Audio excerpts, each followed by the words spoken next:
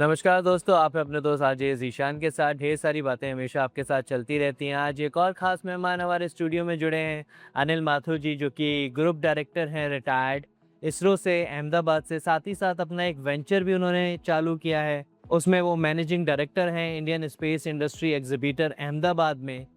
इनसे आज ढेर सारी बातें हम करने वाले हैं इनकी ज़िंदगी के बारे में। जी। सर, मैं चाहूँगा आपने एक अपना वेंचर भी शुरू करा और एक लंबी ज़िंदगी इसरो को भी दी। तो पहले एक छोटा-सा एक्सपीरियंस आप अपना अपने बारे में हमारे सभी लिसनर्स और व्यूअर्स को बताइए, इसरो के साथ कैसा रहा? मेरी जर्नी गाज़ियाबाद से स्टार्ट हुई। अपनी एजुकेशन मैंने गाज़ियाबाद से करी। उसके बाद आईआईटी रुड़की चला गया था इंजीनियरिंग करने के लिए 73 में, और इसरो जॉइन करने का मौका मुझे 1978 में मिला। जब मैंने इंजीनियरिंग अपनी ख़त्म करी तो पहला ही जॉब मेरा इसरो में लगा, और इसरो में मैं 2017 में रिटायर हुआ। और बहुत ही अच्छा मौका मुझे इसरो में काम करने का मिला। बहुत ही चैलेंजिंग वर्क था वहाँ पे। और जब हमने इसरो ज्वाइन किया उस टाइम कोई स्पेस को जानता नहीं था। जी। Space technology was not popular. आज की डेट में तो सब बच्चा बच्चा स्पेस के बारे में जानता है। तो as a mechanical engineer we join, and one of the important project on which I worked was master control facility for INSET-1 satellite, which was established at MCF Hassan in Karnataka. So I worked for that project for 3 years. It was a very challenging project where we indigenously developed earth station equipments for controlling INSET satellite. जी, जी, जी। और आपका जो अपना खुद का आपने venture शुरू करा, हाँ। क्योंकि एज़ आपने बताया कि आप यूपी से हैं, यहाँ के लिए कुछ करना चाहते थे, तो मैं चाहूँगा उस वेंचर के बारे में भी हमें बताएँ। हाँ, मैं इसरो से जब रिटायर हुआ तो कई विचार आए दिमाग में कि कहीं नौकरी करी जाए किसी एजुकेशनल इंस्टीट्यूशन में, कोई टीचिंग का जॉब किया जाए। तो फाइनली आई डिसाइडेड कि not to work anywhere, start our own venture. और उसका पर्पज़ ये था कि मैं चाहता था कि पूरे जो देश के यंग स्टूडेंट्स आ रहे हैं, स्कूल कॉलेज के स्टूडेंट्स, उनको बेसिक नॉलेज स्पेस के बारे में दी जाए। तो इस कंपनी का उद्देश्य यही था to create awareness and education, basic education about space technology. तो ISIE, Indian space industry exhibitor, India की पहली कंपनी है जो MSME में रजिस्टर्ड है for space education and awareness programs. जी, जी। तो ये कंपनी में 2018 से बहुत सारी एक्टिविटी हमने काफ़ी एकेडमिक इंस्टीट्यूशन के साथ मिलके करी हैं। वन डे वेबिनार भी किए हैं कोविड के टाइम में, और सेमिनार किए हैं एडवांस मटेरियल्स के ऊपर, सैटेलाइट कम्युनिकेशन के ऊपर, एंटीना टेक्नोलॉजी वगैरह पे। तो स्कूलों में भी जाते हैं इस कंपनी की तरफ से और बच्चों को स्पेस के बारे में बताते हैं। जी। तो सर, मैं थोड़ा-सा आपसे जानना चाहूँगा कि जिस टाइम पे आपने इसरो को जॉइन करा, उस टाइम पे ज़्यादातर लोग गवर्नमेंट जॉब्स के लिए ज़्यादा भागते थे। उन्हें लगता था कि भई एक अच्छी सरकारी नौकरी मिल जाए, तो लाइफ़ सेट हो जाती है। तो आपने भी एजुकेशन इसी पर्पज़ पे करी होगी। तो आपको किस चीज़ ने इंस्पायर करा कि आप गवर्नमेंट सेक्टर में ना जाके इसरो के लिए, जो भारत की बहुत अच्छी सर्विसेज़ में से एक है, उसके लिए आपने अपने आप को प्रिपेयर किया?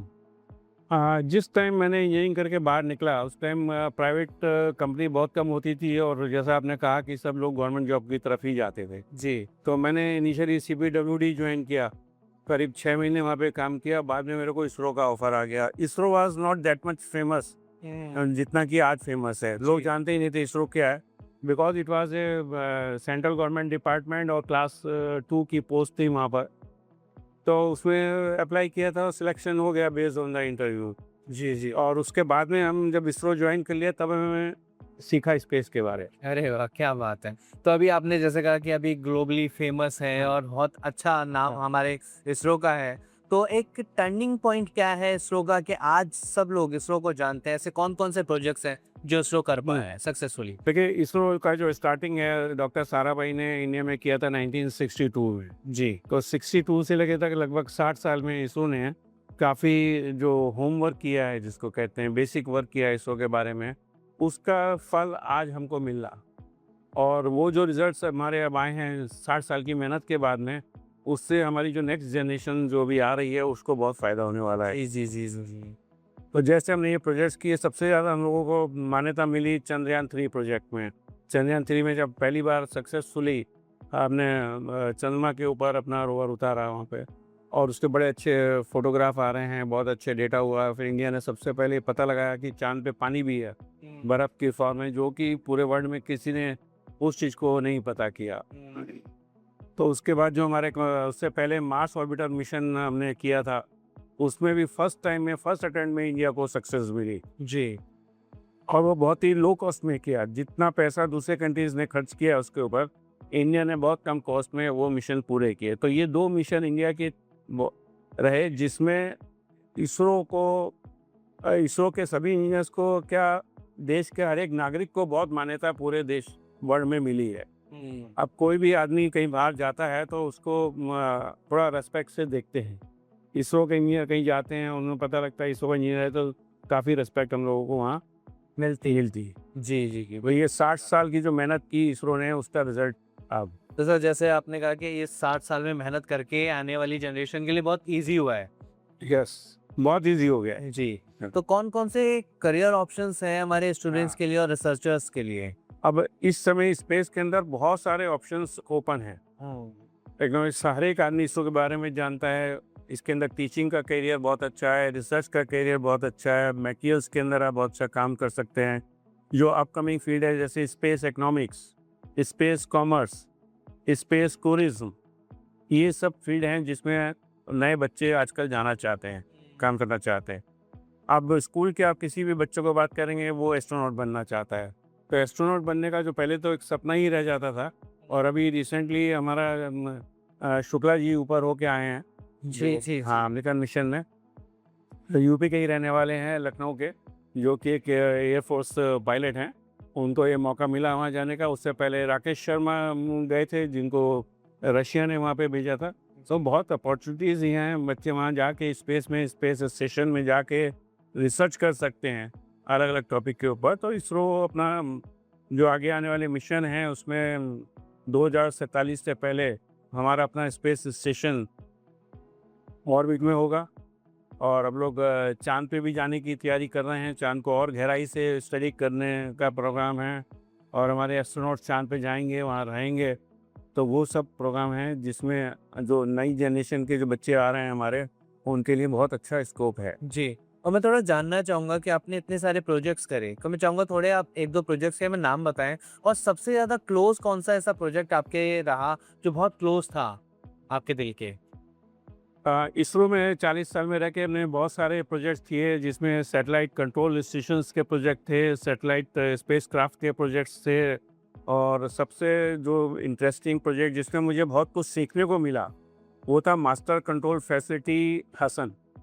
वो हमने एक स्टेशन बनाया था, इंडिया का सबसे बड़ा अर्थ स्टेशन है, जहाँ से हम सैटेलाइट को कंट्रोल करते हैं। जी। इसको जितने भी कम्युनिकेशन सैटेलाइट्स हमारे जाते हैं, उसको हम कंट्रोल करते हैं एमसीएफ हसन से। तो वो पहली बार इंडिया ने इतना बड़ा स्टेशन बनाया हसन में। एंटीना टेक्नोलॉजी पूरी इंडिजिनियसली हमने डेवलप करी, वो टेक्नोलॉजी, जितने इलेक्ट्रॉनिक्स इक्विपमेंट थे वो पहली बार बनाए। आज की डेट में तो हम कम से कम ऐसे 50 से ऊपर स्टेशन बना चुके हैं। जी। और उस टाइम ये था कि सब स्टेशन पहले हम इम्पोर्ट किया करते थे बाहर से। तो ये जो प्रोजेक्ट मेरा एमसीएफ हसन का रहा, ये मेरा बहुत कुछ सीखने को उस टाइम मिला इस। जी। और ऐसी कौन-कौन सी टेक्नोलॉजीज़ हैं जो इसरो का अभी बेसिकली रोड मैप बना रही हैं? रोबोटिक है, एआई है, स्पेस प्रोग्राम्स हैं। कौन-कौन सी फ्यूचरिस्टिक बेटर टेक्नोलॉजीज़ हमारे पास आ रही हैं? हाँ, इसरो जो आजकल बहुत एडवांस टेक्नोलॉजीज़ पे काम कर रहा है, क्योंकि आगे आने वाले जो मिशंस हैं सब ऑटोमेटेड मिशंस होने वाले हैं, जिसमें एआई का बड़ा इम्पोर्टेंट रोल होगा, एआई एंड मशीन लर्निंग का। जिसमें आजकल के बच्चे जो हैं सभी सीखना चाहते हैं एआई के बारे में। और उसके अलावा मटेरियल्स में बहुत चैलेंजेस हैं। मटेरियल्स का एक बड़ा अच्छा स्कोप है, जहाँ पे हम ultra light weight materials develop कर रहे हैं। क्योंकि स्पेस में जितना हल्का आइटम जाएगा, उतना ही हमारे रॉकेट को ले जाने में ईजी रहेगा। तो अल्ट्रा लाइट मटेरियल्स हैं, कंपोजिट मटेरियल्स हैं, पॉलीमर मटेरियल्स हैं, स्मार्ट मटेरियल्स हैं, जिनके ऊपर बहुत इसरो काम कर रही है। उसके अलावा 3D प्रिंटिंग एक बहुत अच्छा सब कैरियर अपॉर्चुनिटी, जहाँ जिसको कह सकते हैं। तो 3D प्रिंटिंग से हम लोग बहुत सारे स्पेसक्राफ्ट के पार्ट बना रहे हैं आजकल। और इसमें पहले प्लास्टिक में बनाया करते थे, आजकल मेटल में 3D प्रिंटिंग आ गई है। और स्पेस के अंदर भी 3D प्रिंटिंग ले रहे हैं। आगे आने वाले सालों में चाँद के ऊपर एक 3D प्रिंटिंग से लोग मकान बनाने का प्रोग्राम बना रहे हैं। जी। तो कई यंग इंजीनियर्स इंडिया के उसके ऊपर काम कर रहे हैं कि चाँद के ऊपर 3D प्रिंटिंग यूज़ करके किस तरीके से वहाँ मकान बनाए गए। तो जैसे आपने कहा कि यंग इंजीनियर्स इस पे काम कर रहे हैं और आगे बढ़ रहे हैं, तो और कौन-कौन सी क्वालिटीज़ आपको अपने यंग इंजीनियर्स में, रिसर्चर्स में नज़र आती हैं, जो आने वाले टाइम में एक बेटर फ्यूचर इंडियंस को दे दें? सबसे जो इम्पोर्टेंट चीज़ है वो सिंसियरिटी होनी चाहिए। अब जो बच्चे आगे जाके पैसा कमाना चाहते हैं, जिनको चाहिए कि भई मुझे पैसे से जाना है, तो उनके लिए ये स्पेस इसरो का जो करियर है वो इतना यूज़फुल नहीं है। तो आपको इसमें साइंटिफिक चीज़ें, टेक्निकल चीज़ें बहुत सीखनी पड़ती हैं, पढ़ाई भी काफ़ी करनी पड़ेगी और आपको बहुत सिंसियरिटी, मेहनत से काम करना पड़ता है। ऐसा नहीं है कि आपको 6 घंटे काम करके आप आ गए ऑफ़िस। 24 आवर्स इसरो जैसी संस्था में काम चलता है। और मैं आपसे जानना चाहूँगा कि कौन-कौन सी ऐसी रिस्पॉन्सिबिलिटीज़ हैं जो आप चाहते हैं कि रिसर्चर्स को जाननी चाहिए, समझनी चाहिए अगर वो इसरो में और इस फील्ड में as a scientist, as a researchers आगे बढ़ना चाहते हैं? तो हमारे ख़ास तौर से जो भारत भर के नए रिसर्चर्स हैं, उनको ये ऐसी चीज़ों पे टारगेट करना चाहिए, जो चीज़ें हम आज की डेट में इम्पोर्ट कर रहे हैं बाहर से। तो ऐसे उन चीज़ों को इम्पोर्ट सब्स्टिट्यूट करना चाहिए। वो टेक्नोलॉजी हमें खुद अपने यहाँ डेवलप करेंगे, तभी हम वर्ल्ड लीडर बन सकते हैं। अभी आजकल की जो पॉलिटिकल सिचुएशंस हैं, उसमें कोई भी कंट्री हमारे ऊपर बैन लगा सकता है। कहीं से मटेरियल ले रहे हैं, किसी कंट्री से पार्ट्स ले रहे हैं, किसी कंट्री से मैन्युफैक्चरिंग करा रहे हैं, तो वहाँ पे हम लोगों को रोक लग सकती है।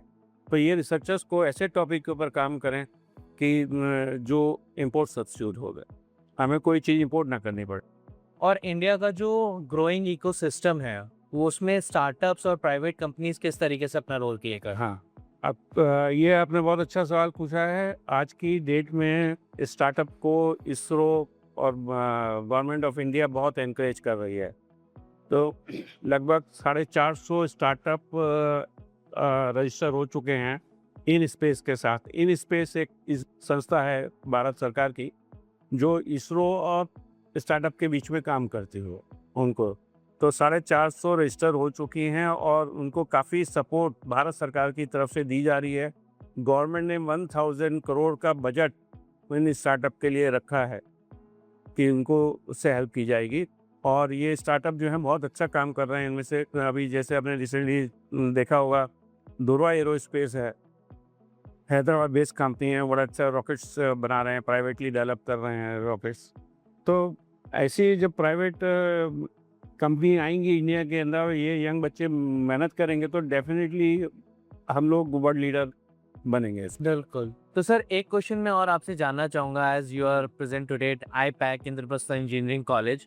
तो यहाँ पर आप स्टूडेंट्स को क्या कहना चाहेंगे कि कौन-कौन सी एक्टिविटीज़ में एनरोल करें कि वो भी रिसर्चर्स बन पाएँ और इसरो जैसी ऑर्गेनाइज़ेशन में अपनी सर्विसेज़ दे पाएँ? हाँ, आईपैक में ये मेरी तीसरी विज़िट है और मैंने काफ़ी फैकल्टीज़ के साथ भी डिस्कस किया है और पुनीत सर के साथ भी काफ़ी बातचीत रही है। तो मैंने ये ऑब्ज़र्व किया कि आईपैक बहुत अच्छा इनिशिएटिव ले रहे हैं इस गाज़ियाबाद और यूपी के अंदर स्पेस एक्टिविटीज़ करने के लिए और स्पेस अवेयरनेस करने के लिए भी कई प्रोग्राम डिस्कस किए हैं। जिसमें आईपैक जो है 1 डे के अवेयरनेस सेमिनार कर सकता है, आसपास के स्कूल के बच्चों को बुला के उनको बेसिक जो स्पेस की चीज़ें हैं उसके बारे में सिखाया जा सकता है। जो इंजीनियरिंग कॉलेज के बच्चे हैं गाज़ियाबाद में या और एनसीआर के अंदर, उनको बुला के अच्छे टेक्निकल प्रोग्राम इसरो के साथ मिलके वो लोग कर सकते हैं आईपैक के अंदर रिलेटेड विद स्पेस टेक्नोलॉजी। और इंडस्ट्रीज़ जो बहुत इम्पोर्टेंट पार्ट है, जो भी हम प्रोजेक्ट्स करते हैं इसरो के अंदर, इंडस्ट्री का बड़ा अच्छा इम्पोर्टेंट रोल होता है। तो ये जो आईपैक का एरिया, साहिबाबाद का एरिया है, इसमें बहुत अच्छी इंडस्ट्रीज़ हैं। उस इंडस्ट्रीज़ के साथ भी मेरे ख्याल से IPEC management is planning to have many activities, जिसमें हम इसरो की जो टेक्नोलॉजीज़ अवेलेबल हैं इंडस्ट्रीज़ के लिए, उसको हाईलाइट कर सकते हैं and these industries can use those technologies for commercialisation. बिल्कुल। और एक लास्ट में मैं आपसे एक मैसेज लेना चाहूँगा सभी यूथ के लिए कि भई अगर वो आगे बढ़कर कुछ करना चाहते हैं देश के लिए, चाहे इसरो के अलावा भी किसी फील्ड में भी जाना चाहते हैं, तो किन बातों का ख़ास तौर पे ध्यान रखें? हाँ, बच्चों के लिए एक मैसेज मेरा ये है कि जो भी बच्चे अपना स्कूल में हैं इस समय, अपनी पढ़ाई सिंसियरली करें, ऑनेस्टली करें उसको, और मेहनत से पहले अपना बेसिक जो क्वालिफ़िकेशन है वहाँ तक अचीव करें, और ये मेहनत ही उनको आगे लेके जाएगी। जी। जो खाली बच्चे रट के चले जाते हैं, उससे ये काम नहीं होगा, उस टाइप की हम रिसर्च नहीं कर पाएंगे। तो बच्चों से मेरा यही रिक्वेस्ट है कि बहुत सिंसियरली इसको पढ़ाई को करें और आगे बढ़ें। बिल्कुल। तो दोस्तों आज अनिल माथुर जी हमारे साथ जुड़े, ढेर सारी बातें उन्होंने बताई। इसरो से रिटायर्ड हैं, अपना खुद का भी एक वेंचर है और देश हित में काम कर रहे हैं। उन्होंने बताया कि अगर कोई भी स्टूडेंट, रिसर्चर आगे बढ़ना चाहता है, इसरो में जाना चाहता है, देश की सेवा करना चाहता है, तो किन बातों का खास तौर पे ध्यान रखें। अनिल जी, आज इतना कीमती समय आपने दिया उसके लिए बहुत-बहुत धन्यवाद। थैंक यू, धन्यवाद। तो दोस्तों फिलहाल आपसे इजाज़त लेते हैं। उम्मीद कि आपको बहुत कुछ सीखने को और जानने को मिला होगा इसरो के बारे में, अनिल जी के बारे में। लेकिन वादा रहा कि फिर मुलाकात होगी और ढेर सारी बातें होगी। अलविदा।